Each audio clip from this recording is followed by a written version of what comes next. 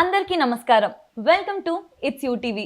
ప్రస్తుతం మనతో పాటు ఉన్నారు ఆస్ట్రో గురు వేణుస్వామి గారు. గురుగారితో మాట్లాడి 2026 సంవత్సరం పూర్తిగా ఏ విధంగా ఉండబోతుంది ప్రకృతి పరంగా, అంతేకాకుండా 12 రాశుల వారికి అసలు రాశి ఫలాలు కూడా ఎలా ఉన్నాయో గురుగారితో మాట్లాడి తెలుసుకుందాం. నమస్కారం గురుగారు. నమస్తే తల్లి. ఓం నమో వెంకటేశాయ. వెంకటాద్రి సమం స్థానం బ్రహ్మాండే నాస్తికించిన వెంకటేశ సమోదేవో న భూతో నా భవిష్యతి. So coming to the subject, అసలు 2026 సంవత్సరం అయితే మొదలు కాబోతుంది కదా, మరి అసలు ఏ విధంగా ఉండబోతుంది అంటారు? ఒక్కొక్క సంవత్సరంలో ఒక్కొక్క షాకింగ్ న్యూస్. ఒకసారేమో కోవిడ్ వచ్చింది, అనుకోకుండా ఏదో వారం రోజులు సెలవులు ఇచ్చేస్తే సంవత్సరాల తరబడి మనం ఆ కోవిడ్ అన్న జోన్లో ఉండిపోయినాం. కొన్నిసార్లు వింటే రైలు ప్రమాదాలు అని చెప్పి, విమాన ప్రమాదాలు అని చెప్పి, ప్రతి ఒక్క సంవత్సరం ఏదోటి అన్ఎక్స్పెక్టెడ్ అయితే జరుగుతుంది కదా. మరి 2026 సంవత్సరం ఏ విధంగా ఉండబోతుంది? అంతేకాకుండా ఈ సంవత్సరాన్ని పరాభవనామ సంవత్సరం అని చెప్పేసి అంటున్నారు. ఎందుకు ఈ పేరు? అసలు దీని గురించి రీజన్ చెప్పారా?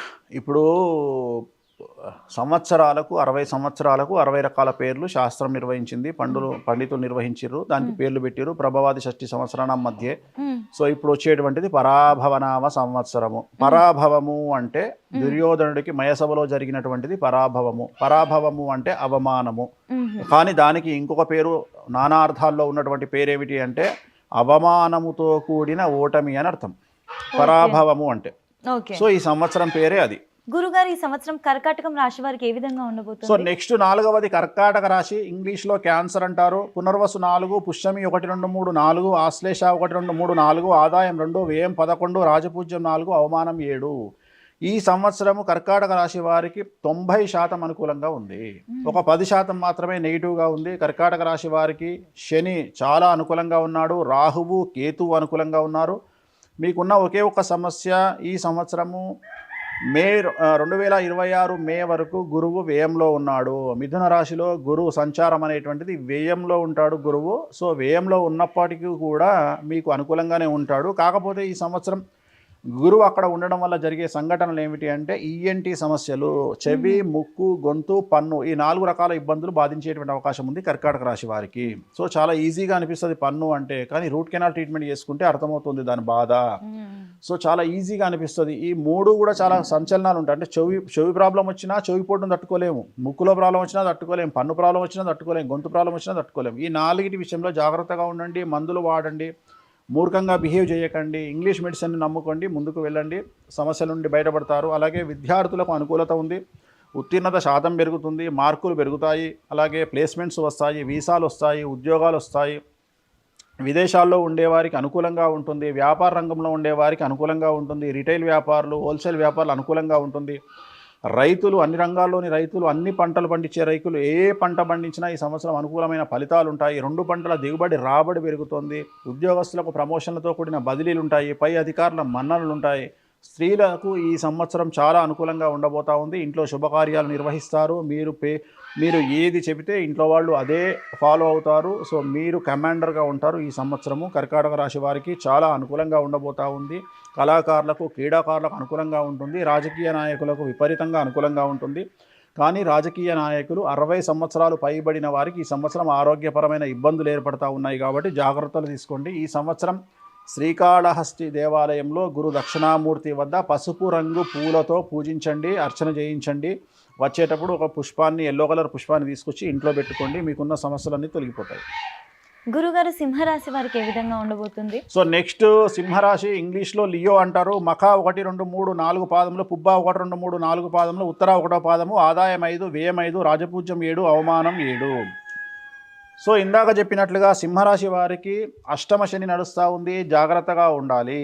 గురువు వ్యయంలోకి రాబోతూ ఉన్నాడు, శని 8లో ఉన్నాడు. శని, గురువు, రాహు, కేతు 4 గ్రహాలు నెగిటివ్ పొజిషన్లో ఉన్నాయి. చాలా జాగ్రత్తగా ఉండండి. ఈ సంవత్సరం పెను సంచలనాలు ఉండబోతూ ఉన్నాయి. ఇంట్లో పెను సంచలనాలు ఉంటాయి. కష్టపడేటువంటి పరిస్థితులు కనిపిస్తూ ఉన్నాయి. తల్లి మూలకమైనటువంటి ఆరోగ్యపరమైన ఇబ్బందులు ఉంటాయి. సో కళాకారులు, క్రీడాకారులకు అవకాశాలు కోల్పోతారు. అవకాశాలు వేరే వారికి వెళ్తాయి. మీకు రావాల్సిన అవార్డులు, రివార్డులు వేరే వాళ్ళకి వెళ్తాయి. రైతులకు మొదటి పంట అనుకూలంగాను రెండవ పంట వ్యతిరేకంగాను వస్తుంది. సో రెండవ పంట దిగుబడి రాబడి తగ్గుతుంది. అలాగే పౌల్ట్రీ ఫాము మరియు చేపలు రొయ్యలు పండించే వారికి ఈ సంవత్సరం సమస్యలు ఉండబోతూ ఉన్నాయి. అలాగే ఈ సంవత్సరం వ్యాపార రంగంలో ఉండే వారికి ట్యాక్స్ల పరమైన ఇబ్బందులు ఉంటాయి. ఉద్యోగస్తులకు ఈ సంవత్సరము ఈ సిబిఐ లేదా సిఐడి అలాంటి కేసులు ఏర్పడతాయి. కారాగార వాసం కనిపిస్తూ ఉంది. అలాగే కాంట్రాక్టర్లకు ఈడీ పరమైన ఇబ్బందులు ఉంటాయి. స్త్రీలకు ఈ సంవత్సరం భార్యాభర్తల మధ్యన గొడవలు లేదా ప్రేమికుల మధ్యన గొడవలు ఎడబాటు అనేటువంటిది కనిపిస్తూ ఉంది. సో జాగ్రత్తగా ఉండండి. ఈ సంవత్సరం సింహరాశి వారికి సంబంధించినటువంటి రెమెడీ కనుక తీసుకున్నట్లయితే వీరు మంగళ గురు శనివార నియమాలు పాటించండి. అంటే మంగళవారం ఎరుపు రంగు, గురువారం ఎల్లో కలరు, శనివారం ఎల్లో రంగు దుస్తులు ధరించినట్లయితే సమస్యల నుండి బయటపడతారు. అలాగే తిరు నల్లార్ శనీశ్వర ఆలయంలో ప్రత్యేకమైన శని పూజ నిర్వహించడం ద్వారా సమస్యల నుండి గట్టెక్కుతారు. గురుగారు, మరి ఈ సంవత్సరం కన్యా రాశి వారికి ఏ విధంగా ఉంటుందంటారు? సో నెక్స్ట్ రాశి కన్యా రాశి, ఇంగ్లీష్లో వెర్గో అంటారు. ఉత్తర పల్గుని 2, 3, 4 పాదాలు, హస్త 1, 2, 3, 4 పాదములు, చిత్త 1, 2 పాదము, అలాగే ఆదాయం 8, వ్యయం 11, రాజపూజ్యం 3, అవమానం 3. ఈ సంవత్సరం కన్యా రాశి వారికి చాలా చాలా చాలా చాలా అనుకూలంగా ఉంది. కన్యా రాశి వారికి ఉన్నటువంటి ఒకే ఒక్క పెద్ద సమస్య కనుక తీసుకున్నట్లయితే భార్యాభర్తల మధ్యన ఎడబాటు అనేటువంటిది కనిపిస్తూ ఉంది. భార్యాభర్తల్లో గొడవలు కనిపిస్తూ ఉన్నాయి. ఈగోకు వెళ్ళడము, సెల్ఫ్ రెస్పెక్ట్ అనుకోండి, ఈగో అనుకోండి, ఒకళ్ళకు ఒకళ్ళు గొడవలు పడి విడిపోయే వరకు మాట పెరిగే అవకాశం ఉంది. ఈ ఒక్క విషయంలో మీరు కాంప్రమైజ్ అవ్వండి. భార్యలకు కాదు భర్తలకు చెప్తా ఉన్నా, కన్యా రాశిలో ఉండేటువంటి భర్తలు భార్యలతో కాంప్రమైజ్ అవ్వండి.